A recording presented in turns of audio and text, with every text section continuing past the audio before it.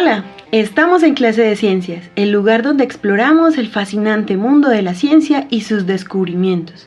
En el episodio de hoy nos sumergiremos en la historia de las teorías científicas sobre los principios de la evolución. Soy Ana Milena Grajales. Y yo, Roger Muñoz. Juntos nos sumergiremos en las curiosidades y los avances científicos que precedieron a las ideas revolucionarias de Charles Darwin. Así que prepárense para un viaje en el tiempo mientras descubrimos cómo se desarrollaban las primeras ideas de evolución. Antes de comenzar, queremos aprovechar para darle un agradecimiento a algunas personas que con sus comentarios nos han permitido ir mejorando paso a paso en la elaboración de estas conversaciones, ¿cierto? De este podcast. Entre estos tenemos a Lucero Higuita, Andrés David Grajales, Laura Giraldo, Sebastián Restrepo, Alexander Willes y Felipe Zuluaga. Muchas gracias por sus comentarios y por escucharnos. La evolución es uno de los pilares de la biología moderna. Sin ella se hace muy difícil comprender los diferentes desarrollos y los aportes de esta ciencia en la vida moderna. Pero para empezar a estudiar la evolución debemos entender algunos conceptos fundamentales. El concepto de especie es uno de estos. Al igual que la mayoría de las explicaciones de la historia de la humanidad, la primera definición de especie se refiere a consideraciones mitológicas. En estas, las especies son seres creadas por un dios, de tal manera que la diferenciación de las especies depende de su apariencia.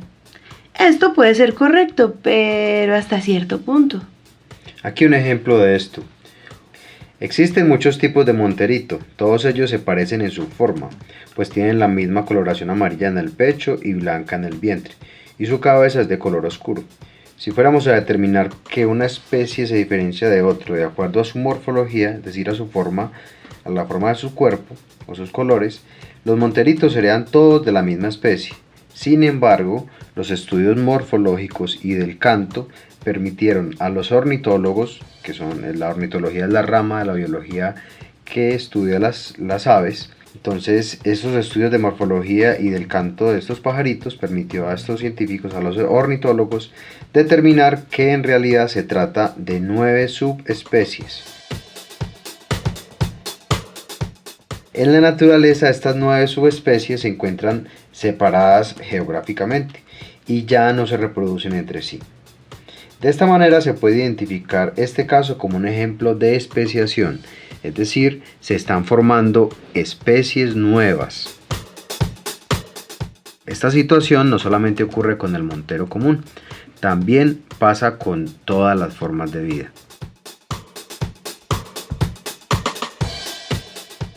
Entonces, cuando vamos a hablar de especie, no vamos a hablar solamente de su apariencia.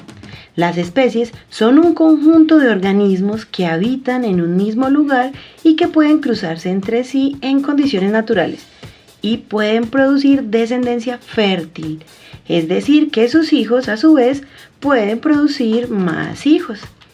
¿Por qué se hace tanto énfasis en que pueda tener descendencia fértil?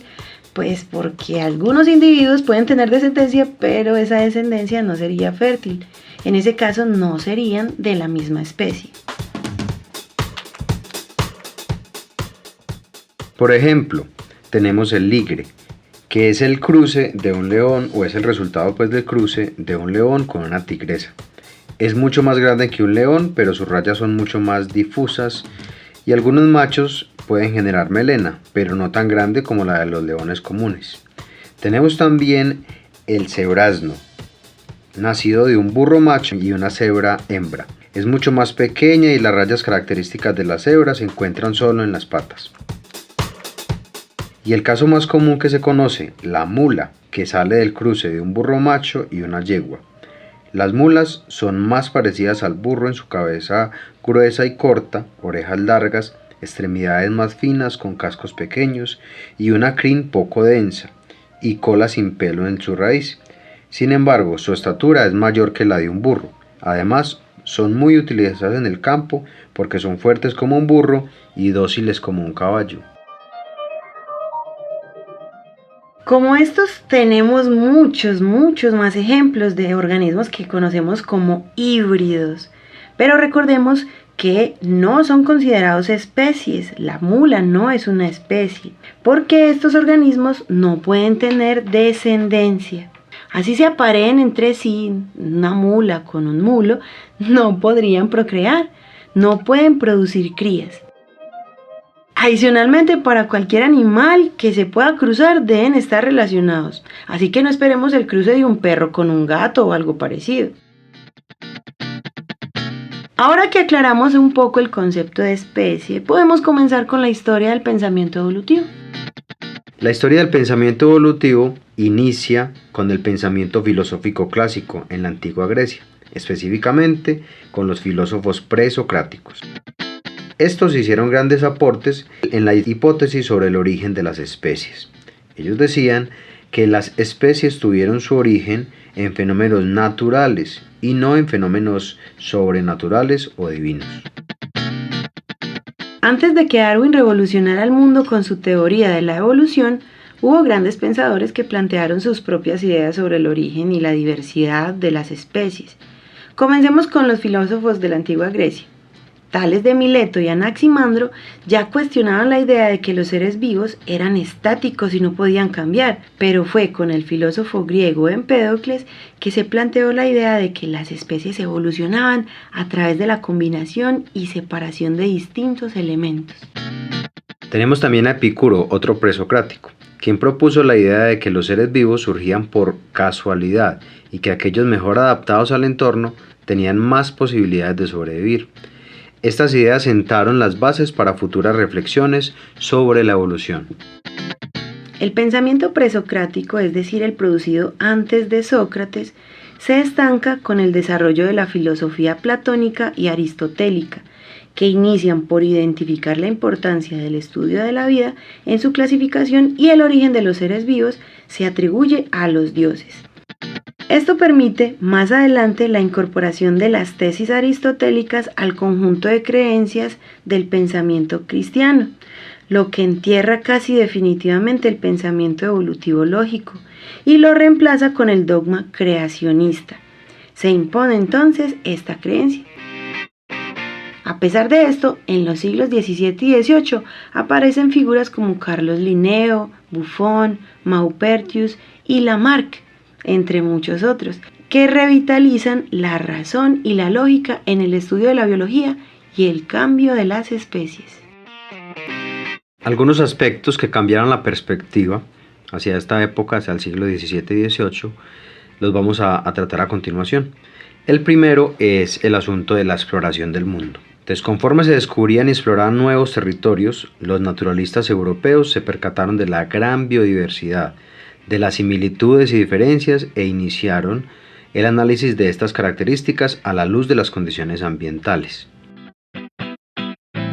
Desde el año 1492, con el descubrimiento de América para el mundo occidental, Europa se abrió y dedicó a explorar y someter y explotar casi el resto del planeta. Todo esto puede ser considerado negativo, sin embargo algo bueno queda. Un ejemplo de esto son las maravillosas crónicas de los exploradores y naturalistas europeos, que inician con el descubrimiento de América, continúan con la exploración del Oriente y de África.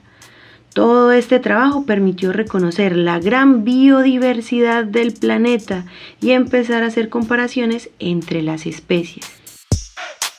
Como ejemplo de esto tenemos el caso de los camélidos, el grupo taxonómico al cual pertenecen las llamas, camellos, dromedarios, vicuñas, guanacos y las alpacas.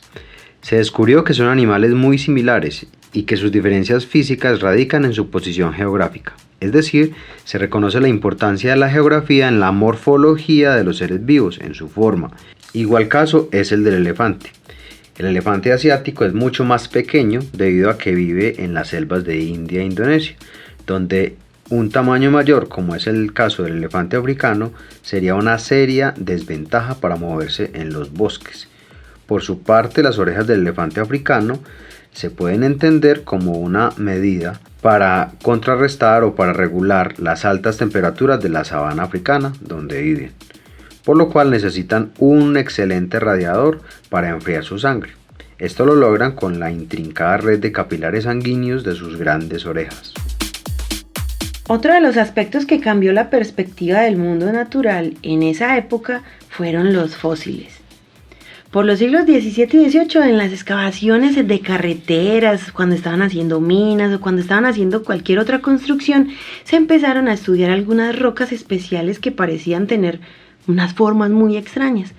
Tenían formas de animales, formas de plantas, y esas rocas especiales les pusieron el nombre de fósiles. Sin embargo, no solamente se encontraron en esas excavaciones en esa época.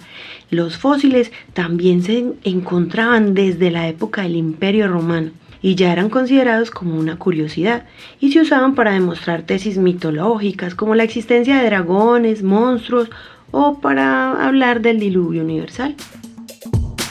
A pesar de que en esencia estas explicaciones estaban equivocadas, la acumulación de fósiles desde la época de los romanos antiguos permitió la construcción de maravillosas colecciones por toda Europa. William Smith, que vivió entre 1769 y 1839, tras estudiar mucho los fósiles en estas colecciones, se percató que ciertos especímenes de fósiles siempre se encontraban en las mismas capas de suelo, a la misma altura del suelo. Más aún, la presencia de cierto fósil era característica de cierta capa. Así, los fósiles de tipo A siempre se encontraban por encima de los fósiles de tipo B, sin importar el lugar donde se fueran a encontrar. Smith también descubrió que las capas de fósiles daban cuenta del proceso de complejización, es decir, los fósiles más antiguos se encontraban en las capas más profundas y estos representaban seres mucho más simples, y los fósiles de las capas superiores o más recientes eran más semejantes a las formas de vida actuales. Esto se conoce como el principio de la sucesión biológica. Basados en este principio de sucesión biológica, cada una de las capas o estratos del suelo equivale a un periodo geológico de millones de años. Por lo tanto, estamos caminando sobre un libro abierto que nos da cuenta de diferentes formas de vida que habitaron la Tierra en cada periodo geológico. Así, mientras más abajo se encuentran los fósiles, se asume que son más antiguos, y mientras más cerca estén de la superficie, más recientes son. El proceso de formación de las capas del suelo y a su vez un proceso de fosilización tarda millones de años, y la manera general de cómo ocurre es gracias a los mismos compuestos de los seres vivos, es decir, de lo que todos los seres vivos están hechos. La mayoría de los componentes de los seres vivos tienden a descomponerse rápidamente después de la muerte. Sin embargo, en algunos casos, sobre todo con los organismos que mueren cerca de lagos o ríos, el sedimento, partículas de arena y lodo cubren el cuerpo por completo. La mineralización ocurre después del enterramiento, cuando los espacios vacíos en un organismo, espacios que en vida estaban llenos de líquido o gas, se llenan con agua subterránea y los minerales que ésta contiene se precipitan llenando dichos espacios. Los fósiles no son huesos ni nada biológico, los fósiles son rocas. Son producto de un proceso llamado mineralización, que le ocurre a los restos de los seres vivos. También se considera un fósil a cualquier evidencia de vida del pasado que quede marcado en la roca, por ejemplo, las huellas o una estela de una hoja. El profesor Luis Enrique Calderón y su hijo Ricardo, en Coello, Tolima, se percataron de la desecación de una quebrada en el año 2015. Al caminar por el sector encontraron unas marcas extrañas en una roca, algo que parecían unos huesos, y al revisar mejor descubrieron que se trataba de algo más antiguo. Al dar aviso al Servicio Geológico Nacional, se realizó la excavación y los restos del Eonatator coelicensis fueron trasladados a los laboratorios en Bogotá. Se completó su estudio y se cree que este animal vivía en aguas poco profundas en un antiguo mar interno que cubría casi todo el territorio de Colombia, hace más o menos 100 millones de años, en el Cretácico. El tercer aspecto que permitió el cambio de perspectivas en el siglo XVII y XVIII fue el movimiento de los continentes. Si miramos la forma de los continentes, estos parecen que tuvieran la forma de un rompecabezas. Por lo tanto, surgió una teoría llamada la deriva continental. que postulaba que los continentes estaban unidos antes y con el paso del tiempo se fueron moviendo. En la actualidad sabemos que esta teoría es real y que el movimiento de las placas tectónicas ha hecho que estos continentes se separaran e incluso ahora se siguen moviendo. Otra evidencia de la deriva continental fue la existencia o el descubrimiento de diferentes fósiles en diferentes lugares. Por ejemplo, en Francia y en Inglaterra se encontraron los mismos fósiles. Esto es una evidencia de que antes estaban unidos estas dos costas, la costa de Francia y la costa de Inglaterra estaban unidas y con el movimiento de las placas tectónicas se fueron separando. El último aspecto que permitió este cambio de paradigma por allá en el siglo XVII y XVIII fue el asunto de la edad de la Tierra. A principios del siglo XVI se creía que la Tierra no tenía más de 4.000 o 6.000 años. Este tiempo se calculó a partir de los datos de la Biblia. Queda claro que en 4.000 años no se alcanzan a dar los procesos de extinción y de surgimiento de especies que se evidencia en el registro fósil. Nace entonces el catastrofismo, postulado por Georges Cuvier. Esta teoría nace para explicar la diversidad de especies vivas y extintas. El catastrofismo propone que una gran cantidad de especies fue creada al principio, pero luego sucedieron una serie de catástrofes que eliminaron a la mayoría de las especies. Un ejemplo de esto es el diluvio universal presente en la Biblia, en el que Noé recolecta diversas especies para salvarlas y las que no pudo salvar se extinguieron por completo. Sin embargo, si este cuento fuera cierto, además de los fósiles de especies desaparecidas, se encontrarían fósiles de especies actuales, incluso de seres humanos modernos, pero no es así.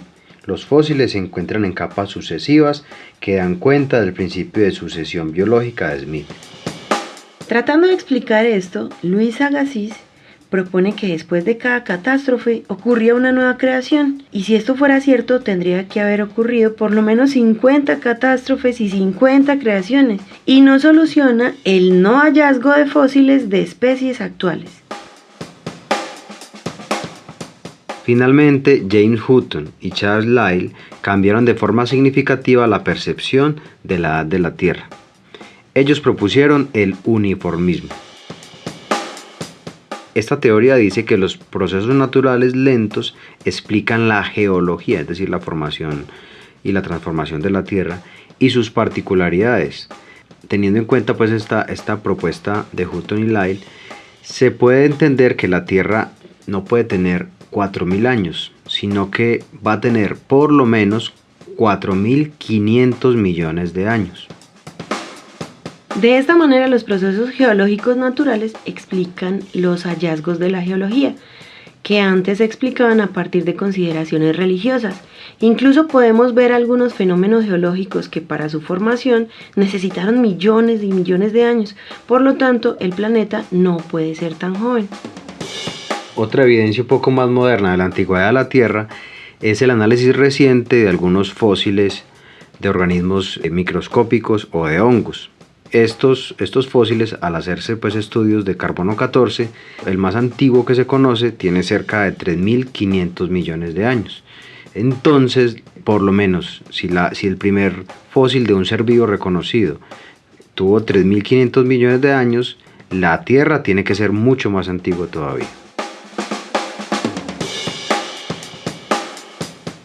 En la vida cotidiana usamos la palabra teoría como sinónimo de hipótesis, algo que no ha sido comprobado, una suposición de algo que sería probable que ocurra. Pero en el lenguaje científico el término teoría es algo muy diferente. Una teoría para la ciencia es un conjunto organizado de ideas que explican un fenómeno, deducidos a partir de la observación, la experimentación y el razonamiento lógico. Es una explicación lógicamente coherente, en la que cada uno de sus elementos está basado en evidencia medible y comprobable.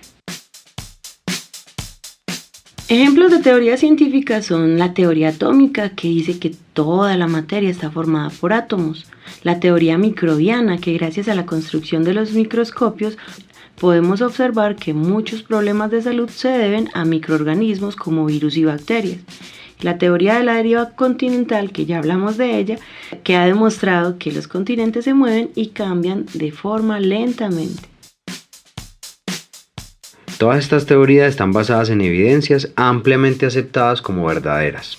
La teoría de la evolución ha sido confirmada y enriquecida con los descubrimientos de ciencias como la genética, la geología, la paleontología, la anatomía, la embriología, entre muchas otras. Por lo tanto, no podemos hablar de la evolución como una teoría que puede o no ser comprobada. La teoría de la evolución está comprobada. La teoría de la evolución permite hacer predicciones y se puede demostrar experimentalmente. La teoría de la evolución nace para tratar de explicar la diversidad existente en el planeta Tierra y a su vez tantos seres vivos con características similares. Además, con esta teoría se permite explicar la presencia de fósiles y la sucesión biológica, puesto que la evolución es el proceso continuo de transformación de las especies en el tiempo. Ojo, de las especies, no de los individuos.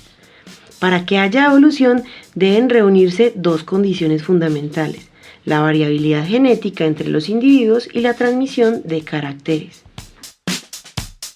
La variabilidad genética entre los individuos hace referencia a que los organismos cuentan con diferencias en su ADN, y la transmisión de caracteres quiere decir que los descendientes puedan heredar características de sus progenitores.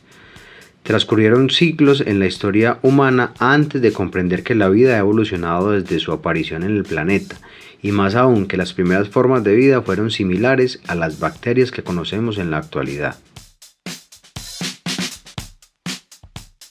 Los seres humanos han creado diferentes teorías acerca del origen y la evolución de las especies.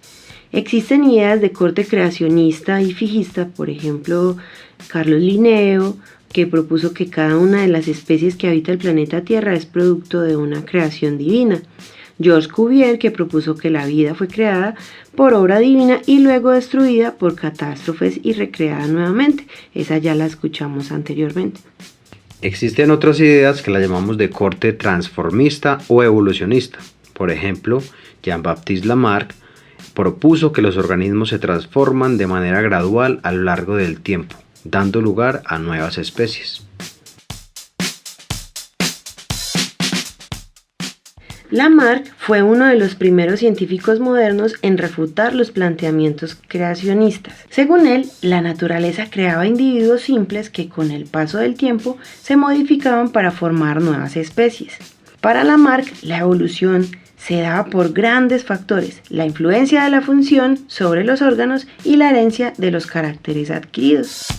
Después de corroborar el principio de la sucesión biológica, Lamarck se convence de la transformación de las especies en el paso del tiempo, y es el primero en proponer un mecanismo para explicar este cambio biológico a lo largo de la historia de la Tierra. Los organismos evolucionan mediante la herencia de caracteres adquiridos, decía Lamarck. Para él, el ambiente produce modificaciones de los caracteres, es decir, de las características o de las funciones de ciertas partes del cuerpo. La función crea o moldea el órgano. Los caracteres adquiridos se heredan. Si un individuo emplea de manera frecuente un órgano, este se fortalece y se desarrolla. Asimismo, la falta de su uso hace que dicho órgano se atrofie y hasta desaparezca. Por ejemplo, las jirafas primitivas tenían cuellos cortos, pero en el esfuerzo continuo por alcanzar las ramas de las copas de los árboles, lograron que su cuello se alargara. La herencia de los caracteres adquiridos plantea que los caracteres se heredan, es decir, esas características que se lograron se pasan a la siguiente generación. Si un organismo desarrolla una nueva característica, esta se transmite a su descendencia. Por ejemplo, para el caso de las jirafas, el aumento alcanzado en la longitud del cuello sería heredado por nuevas generaciones de jirafas. Esta hipótesis de Lamarck fue posteriormente sepultada ya definitivamente en el año 1933 por un genetista, por Morgan. Realizó un experimento con ratones domésticos a los cuales les cortó la cola. Luego, a la siguiente generación, repitió el procedimiento y les cortó también la colita. Según la hipótesis de Lamarck, se esperaría que algunas generaciones después, incluso la siguiente, nacieran sin cola o con la cola cortica. Sin embargo, las siguientes generaciones de ratones continuaban naciendo con cola, igual que sus ancestros, a pesar de que se les cortaba. De esta manera, se comprueba experimentalmente que la teoría lamarckiana está equivocada. Ahora que hemos explorado algunas de las primeras ideas de la evolución antes de Darwin, es fascinante ver cómo estos pensadores sentaron las bases para futuros descubrimientos y reflexiones científicas. Aunque algunas de las teorías fueron refutadas con el tiempo, su legado ha sido fundamental para el desarrollo de la biología evolutiva. Con esto concluimos nuestro recorrido por las primeras ideas de evolución. Esperamos que este viaje en el tiempo les haya parecido tan emocionante como a nosotros. Recuerden, la ciencia es un constante proceso de descubrimiento y aprendizaje. Y hasta aquí la clase de hoy. Acompáñenos en futuros episodios mientras exploramos más temas apasionantes del mundo científico. Y recuerden que nos vemos en Clase de Ciencias.